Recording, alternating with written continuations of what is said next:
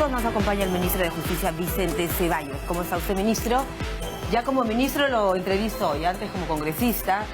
El ánimo, saber cómo se encuentra la situación el día de mañana, día decisivo en el Parlamento, es un día decisivo para la PCM, también para el país en general. ¿Cómo va el ánimo el día de hoy, luego de, por ejemplo, haber sostenido esta reunión, las bancadas, el día de ayer con el presidente de la República? María Jesús, buen día y muy amable por su atención. Ya un ánimo más distendido, ha habido predisposición a esta convocatoria impulsada por el presidente de la República, acudieron representantes de todas las bancadas, incluso de los no agrupados, un número de 20 congresistas, con mucho respeto, ánimo constructivo, intercambio de opiniones. El presidente dejó asentada del por qué se vio obligado a convocar o plantear la cuestión de confianza. Los congresistas lo escucharon atentamente, también plantearon algunas observaciones al proceso, a las formas, pero en un ánimo constructivo. Y nos parece bastante importante, porque esto no solamente implica consensos, sino fortalecimiento institucional dentro de los espacios democráticos. Claro, ahora vimos ya un poco bajar el tono, por ejemplo, a Úrsula Letona, ¿no?, en los calificativos. No quizá al presidente directamente, aunque hubo también algunos, sino al texto que se había enviado al Congreso. Por otro lado, Gilbert Violeta señalando que había un ánimo digamos, de confianza en que el día de mañana se apruebe. La confianza precisamente planteada por el Ejecutivo. Vemos un trabajo más célere ahorita, ¿verdad?, en el Congreso, en las comisiones. Mire, yo le agradezco el espacio que me brinda, porque también creo que tenemos que sugerirnos mutuamente. La clase política está para orientar, está para generar una cultura cívica de respeto, de docencia y de decencia. Y estamos cayendo con mucha facilidad en adjetivar autoridades. Después del mensaje del presidente del día domingo, sale una parlamentaria a acusarlo de mentiroso en palabras mayores. Estamos hablando de la más alta magistratura de nuestro Estado. Querrámoslo o no, es de nuestro presidente de la República. Creo que es momento también, si estamos generando un espacio de entendimiento, también de mutuos respetos. La democracia no merece este tipo de lenguaje, ni menos mezquindades personales. Lo segundo, sí, o sea, ha habido un efecto inmediato, apenas se pronunció el presidente de la República, se convocó a una junta de portavoces, la Comisión de Constitución ya aprobó lo que es el proyecto de reforma constitucional relacionado al Consejo Nacional de la Magistratura, CNM. Desde ayer y hoy se viene discutiendo la reforma relacionada a la bicameralidad, es decir, estamos avanzando. Pero aquí me permite hacer un segundo paréntesis. Las iniciativas del Ejecutivo fueron desmerecidas, descalificadas y con adjetivos muy gruesos y muy fuertes, desmereciéndolos. Sin embargo, permitámonos hacer un contraste entre lo aprobado ayer por la Comisión de Constitución y de Justicia y lo presentado por el Ejecutivo. Fíjese. ¿En qué difieren? ¿Qué se aprobó finalmente? ¿Qué exigía la propuesta del Ejecutivo? Meritocracia. Se ha aprobado la meritocracia. ¿Qué proponía el proyecto del Ejecutivo? Que sea la comisión seleccionadora que esté integrada por 5. Han aprobado que sea por 7. Que el Consejo sea integrado por 5, propuso el Ejecutivo. Han aprobado también que sea por 7. El Ejecutivo propuso de que el nuevo Consejo instalado revise los últimos nombramientos y ratificaciones que ha hecho el CNM en un lapso de 18 meses. Lo ha aceptado. El Ejecutivo... ¿El concurso público? Sí, el concurso público está garantizado. Y lo segundo, en cuanto a probidad, requisitos. El Ejecutivo propuso que debe tener un expertise o experiencia, ejercicio profesional por 30 años. Lo han reducido a 25 años. La edad, propuso el Ejecutivo una edad promedio de 55 años. El Parlamento lo ha reducido a 45 años, que es la edad promedio para los altos cargos tipo vocal supremo, fiscal supremo. ¿Qué de sustantivo ha cambiado? O sea, se está recogiendo prácticamente todo. ¿Dónde queda ese gratuito, descalificativo e injusto? En el tema de la bicameralidad, he tenido tiempo... Bueno, los ánimos, ¿no? Pero más allá de los ánimos... La falta de voluntad política, ministro, atribuye eso a usted, digamos, en este tipo de calificativos, ¿no es cierto?, que se han atribuido los días previos, falta de voluntad política, además, ¿eso ha cambiado el día de hoy? Obviamente, ha cambiado porque usted bien lo ha dicho inicialmente, hay procedimientos más céleres, mayor agilidad en la toma de decisiones, mayor involucramiento, pero se nota, y es manifiesto esto, una mejor predisposición. Sí, pero aquí lo preocupante, ministro, es que entonces sí se podía. Por supuesto, sí se podía. ¿De acuerdo? O sea, acá hay dos lecturas. Si se podía, ¿por qué no se pudo? ¿Correcto? Ya. Y ahora que se podía, también nos provoca dos lecturas adicionales. O sea, es que hay un real propósito de enmienda, es que hay una predisposición, o es que estamos actuando a reacción. Yo preferiría que sea esta última lectura, que haya un real compromiso, una prudencia y responsabilidad por poner en la agenda estos temas y una voluntad política de que realmente se corrijan y se aprueben las reformas. Perfecto. Bueno, ya que tenemos este preámbulo y este análisis, ministro, positivo por lo que encuentro de las palabras que usted señala, aunque muchos han señalado que por presión la Comisión de Constitución ha aprobado finalmente el dictamen que hoy se ve en el Pleno, lo que tiene que ver con el CNM. Hoy se debate también en Constitución la bicameralidad. luego tendrá que proceder también de la misma manera, ir a la sesión plenaria. Pero quedan dos temas que son, me parece, más rápidos porque es un solo artículo, ¿no? Sí. Ahora, en el tema de la bicameralidad, María Jesús, son 47 artículos en el proyecto del Ejecutivo. En el predictamen, que lo he revisado ayer muy rápidamente, es 37 artículos. Pero el tema más crítico fue el artículo 90. Y lo dijo un especialista en materia electoral, como Fernando Tuesta Soldevilla. Mire, hay algunas debilidades que pueden corregirse, pero el meollo del asunto es el 90. Y versa sobre circunscripciones, nosotros hablamos de macro y microregiones, hablamos el número de congresistas, la propuesta nuestra es de 100 y 130 senadores, y requisitos. Sin embargo, no los han excluido. Están ya considerados. Habla en el predictamen de macro y microregiones. Habla de lo que significa 100 y 30. Mejora en algo lo que es los requisitos, pero se mantiene. O sea, ¿por qué esa actitud mamarracho, dice usted, de calificarlo de mamarracho cuando ahí. Finalmente, en el fondo, lo están haciendo suyo? O sea, eso evidencia que ha habido grave contraste de índole político y escasa voluntad para apuntalar oportunamente lo que son las reformas constitucionales. Entonces sí digamos que había la posibilidad de acelerarlo. Se tuvo que esperar este mensaje a la nación del fin de semana del presidente, pero en fin, hay una fecha y es importante hablar de plazo. Se ha comprometido el Congreso al 4 de octubre tener las reformas, los cuatro en la misma celeridad que se pedía. La Comisión de Constitución entiendo que ha aprobado un cronograma y se han visto obligados por la Junta de Portavoces, a presión de los portavoces, de desistir de la llamada semana de representación, una semana. El día de ayer, el presidente del Congreso, y espero que esta vez sea serio, porque la semana pasada dio un mensaje indicando, nos declaramos en sesión permanente, pero a renglón seguido, 2 o 3 horas más adelante, no, las reformas políticas no se van a aplicar inmediatamente, pueden esperar 2 o 3 años, ¿no? Entonces, ¿qué estamos divididos de contabilidad? Claro, en este caso decía precisamente que eso se iba a aplicar hacia el 2021, que cuál era el apuro o para qué tanta... Y ayer ha dado una conferencia ante la prensa acreditada en el Congreso indicando como fecha límite para el 4. ¿Correcto? Se va a cumplir. ¿Cree usted que se van a lograr cumplir? Son 4 temas importantes que estamos esperando. Por lo menos en la actitud mostrada entre ayer y hoy día. ¿Qué ha dicho Rosa Bartra? Entre ayer y hoy día me parece que es positivo, pero no pasaste por alto una circunstancia. ¿Qué pasó el viernes? ¿Y por qué el presidente se vio obligado a tomar esta drástica determinación de cuestión de confianza? El viernes, 7 a favor, 9 abstenciones. Y neutralizaron la posibilidad de que pueda aprobarse la reforma del CNM en la Comisión de Justicia. ¿Qué lectura nos puede dar eso? Y hoy día lunes, o el día de ayer lunes, encontramos una actitud diferente. O sea, ¿valió la pena la decisión y el carácter impuesto por el señor presidente? Por supuesto que sí, porque ha motivado una legítima reacción que la saludamos. Y la celeridad que entonces sí se tenía o sí se podía.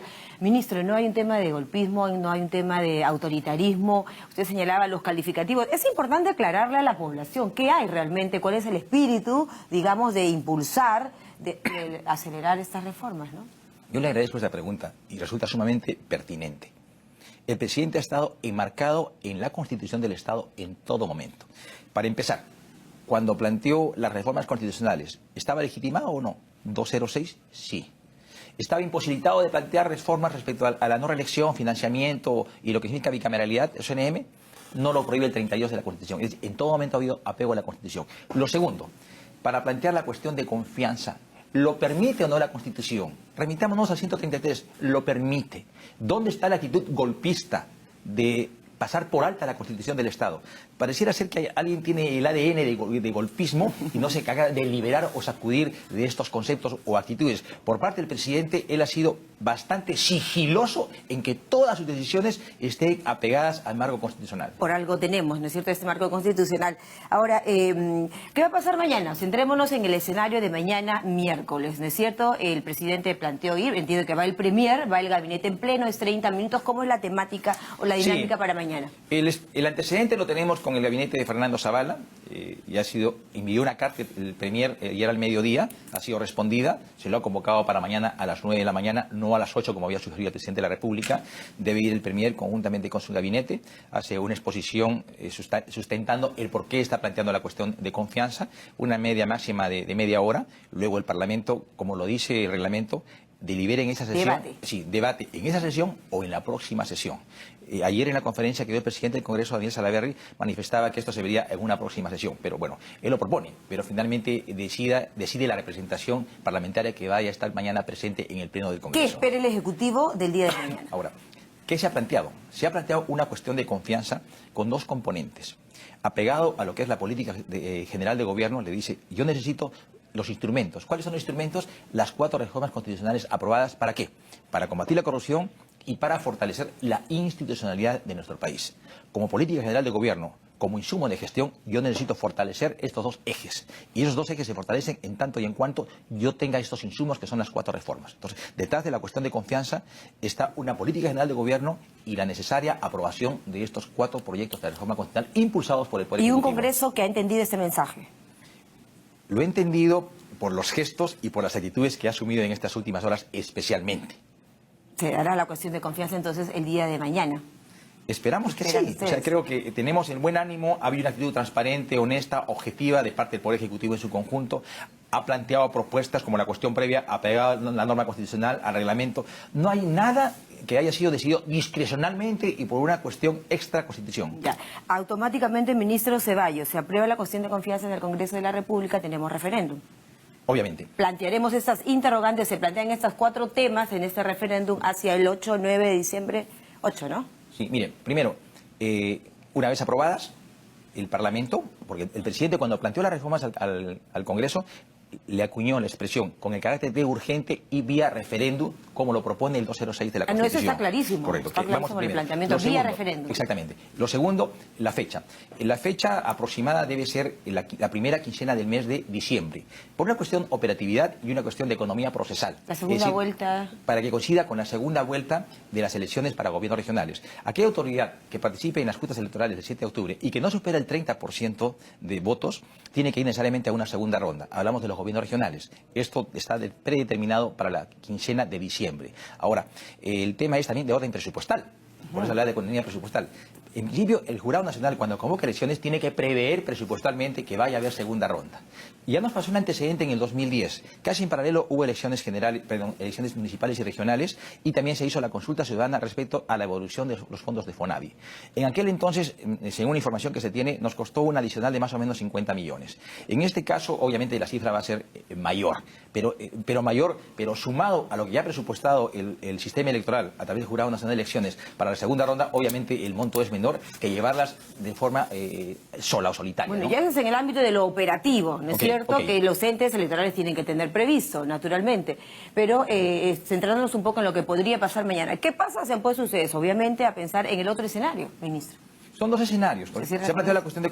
Primero, cuando el gabinete se instituye como tal, por la disposición del presidente de la República, el presidente del Congreso el presidente del Consejo de Ministros va al Parlamento a recabar el voto de confianza, que se llama técnicamente voto de investidura. ¿Correcto? La primera vez. Ahora está volviendo el gabinete Villanueva al Congreso para decirle, oye, quiero una cuestión de confianza, quiero que me renueves la confianza o me la quites la confianza. Y cuando me otorgues la confianza nuevamente renovada, tiene que ser acompañada de la aprobación de estos 4 proyectos de reforma constitucional. Vía referéndum. Exactamente. No, el referéndum viene después, se sobrepone. Pero o sea, la cuestión de confianza se ciñe a que tiene que estar acompañada. Me das la confianza, pero esa confianza tiene que estar acompañada de la aprobación de mis 4 iniciativas de reforma constitucional. ¿De acuerdo? O sea, ese es lo ideal, ¿correcto? El otro ángulo que pudiera proponerse es, ¿sabes qué? No te doy la confianza. En este caso, a la negativa de confianza, por mandato del artículo 133 y 74 de la Constitución. Confianza denegada. Confianza denegada, obviamente, el presidente tiene 3 días. ¿Tiene prerrogativas? Sí, el presidente tiene la prerrogativa. No, primero, tiene que formalizarse la renuncia del gabinete en pleno. Se van todos, ¿correcto? El presidente tiene que instituir un nuevo gabinete y este nuevo gabinete en el plazo de 30 días se presenta al Congreso. Pero ahí sobreviene el artículo 134. El presidente con esto al presidente a disolver el Congreso. Con esto el presidente tenía esta disyuntiva que no es una discrecionalidad del presidente, sino le marca la Constitución. Cuando acontezca la negativa de confianza a 2 consejos de ministros, el presidente puede acudir a la disolución del Congreso. Y esa es la palabra, ¿no? Exactamente. Disolución. Lo dice textualmente el artículo 134, habla de disolución. Y esto obligaba al presidente a convocar elecciones dentro de los 4 meses subsiguientes. En ese lapso no se disuelve únicamente la comisión permanente. Y la comisión permanente va a estar recibiendo todas las normas que pueda estar emitiendo el Poder Ejecutivo, denominados decretos de urgencia. O sea, no hay Parlamento, pero yo sí puedo emitir decretos de urgencia. Ahora, mire usted, ministro, ¿en qué escenario podríamos estar sin Parlamento? ¿Cómo está el CNM? ¿Cómo está el tema de justicia? Metiéndonos un poquito ya en la reforma del aparato judicial, que es lo que plantean estas propuestas del Ejecutivo. Ayer se vio el caso del fiscal Chávarri. Se le ha pedido a través de la CAN, la Comisión Anticorrupción, que esté lejos de esta, que esté alejado, prácticamente fuera de esta instancia. Y mire, me detengo un momentito antes de resolver esta pregunta. usted lo ha planteado, ¿no? ¿Cuán importante resulta la reforma del CNM?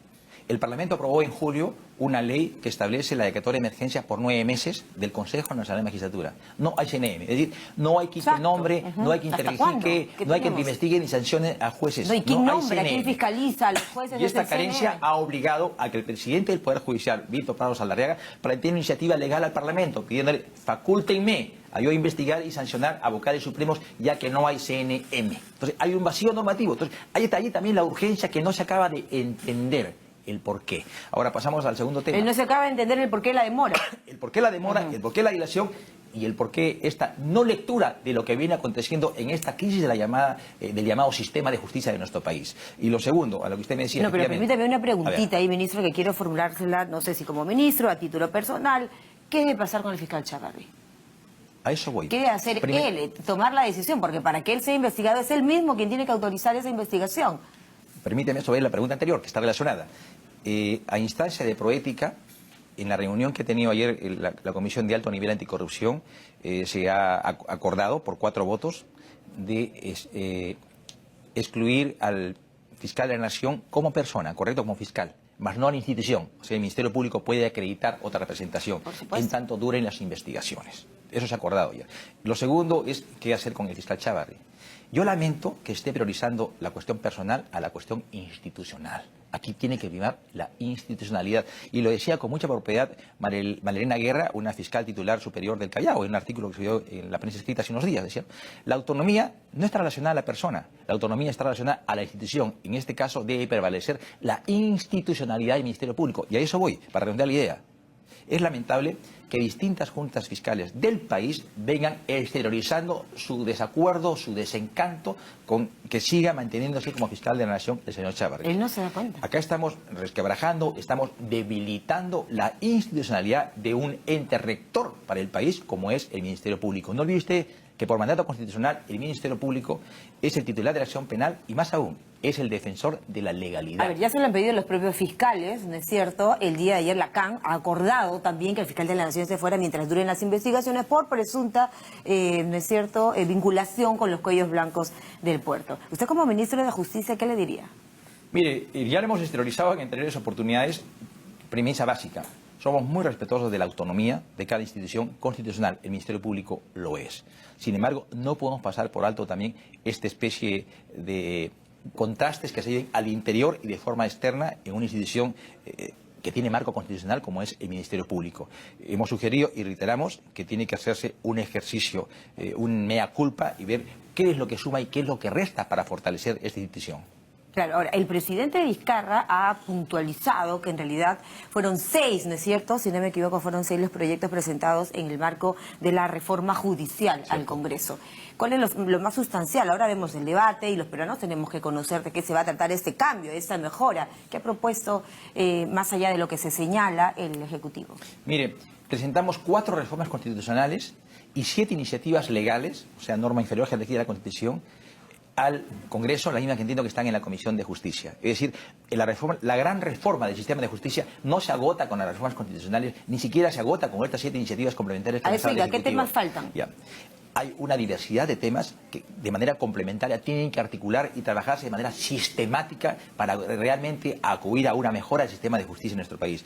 Estas 7 leyes, por ejemplo, hablan de reformular lo que es hasta el día de hoy la composición de la OCMA, el órgano de control de la magistratura, o la OSI, la Oficina de Control Interno del Ministerio Público. Una reformulación.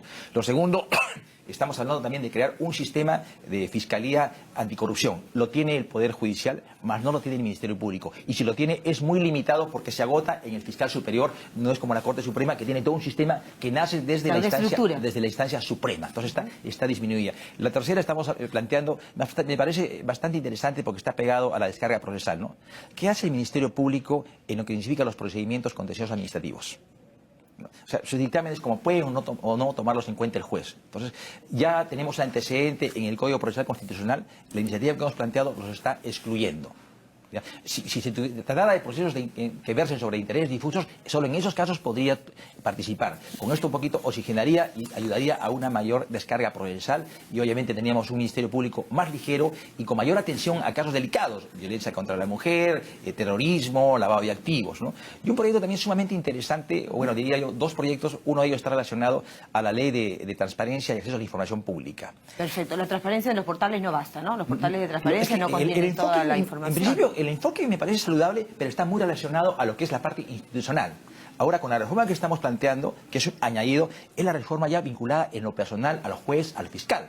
Juez, antecedentes, datos de tu historia académica, el tipo de sentencias, el tipo de evaluaciones, los artículos que escribes, con quién te reúnes. Es decir, va a haber un escrutinio público, porque esto va a estar publicado en la página web.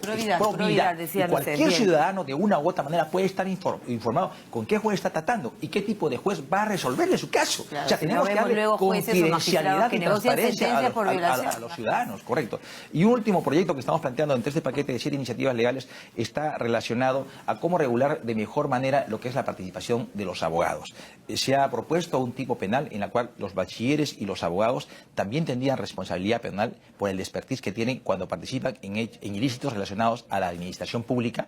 Se está forzando a la formación ética tanto en los colegios de abogados como en pregrado y posgrado de las universidades y también en la academia de la magistratura. Bien. Y es más, ha habido también reacciones del Poder Judicial. Por ejemplo, el Poder Judicial, a través de unas normas de urgencia que ha propuesto Víctor Prado Saldarriaga, su actual presidente, dice, por ejemplo, que la formación de los jueces y vocales debe ser más o menos asemejado a lo que es la academia diplomática. Para ser diplomático usted requiere 3 años. En este caso está proponiendo de 18 meses a 2 años. Nos parece sumamente grato escuchar este tipo de reformas. Vamos a tener profesionales que administran justicia y formados para ser jueces y formados para ser fiscales. Gracias, ministro. Nos ha detallado estos aspectos que quizás no conocemos mucho, pero que es importante saber en el marco de la reforma que se espera de manera integral en el tema de justicia. Conversaremos mañana, ¿no? Luego de las... ¿A qué hora es la sesión? 9 de la mañana. 9 de la mañana, ante la representación nacional. Así es. Se plantea entonces la cuestión de confianza por parte del Premier. Así es. Gracias. El ministro de Justicia, Vicente Ceballos, estuvo con nosotros esta mañana, previo a lo que veremos mañana, miércoles, en el Congreso de la República. Un corte.